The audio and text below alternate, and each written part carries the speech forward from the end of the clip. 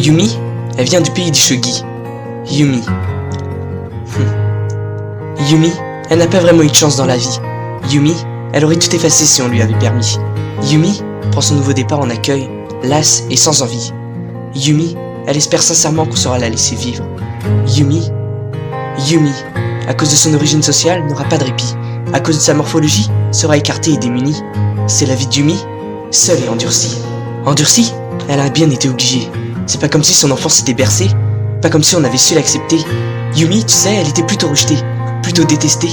Et pourquoi? La raison, elle n'a jamais vraiment réussi à la discerner. Tantôt c'était pour ses yeux bridés, tantôt pour son ventre un peu ballonné.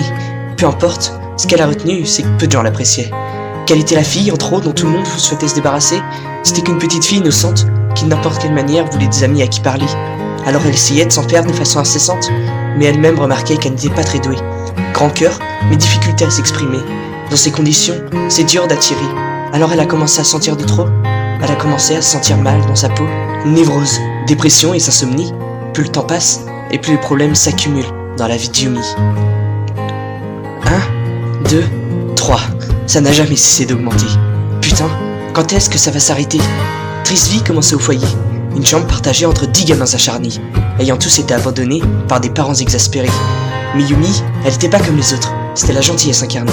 Alors la règle, elle la prenait en pleine gueule et ce, sans broncher. La règle? Si t'étais pas assez méchant pour exercer une pression, bah c'est toi qui subissais. Alors les raflés, rackettés pendant 7 années, nous ont rien dévoilé. Elle se contentait d'encaisser, jusqu'à ce qu'un beau jour, on vienne la chercher. Un beau jour, je l'avoue, c'est un peu exagéré. C'est juste une autre histoire pour une autre souffrance accumulée. Rapatriée dans un pays occidental, France précisément, elle aurait pu penser que plus rien ne serait comme avant. Elle aurait pu oublier les douleurs d'antan, vivre une vie tout à fait heureuse, mais c'est pas encore pour maintenant. Scolarisée avec des moutons écervelés, ils l'ont franchement pas épargné. Hé, pourquoi t'as des yeux bridés? Arrête de les fermer. C'est bon, c'est pour rigoler. Va voir ta mère et va pleurer. Enfin, si t'arrives un jour à la retrouver. Des enfoirés, y avait pas d'autre mot pour les qualifier. La primaire, c'est passé. Le collège, c'est là que ça a bloqué. Elle en avait marre. Elle passait son temps après les cours à penser à ses parents. Elle broyait littéralement du noir. Elle se mettait à penser que tout était leur faute. Elle aurait bien mieux vécu dans leur braque dans ceux des autres. Elle se sentait rejetée dès la naissance, comme si on avait déjà déterminé qu'elle était un poids, qu'on ne lui avait même pas donné sa chance.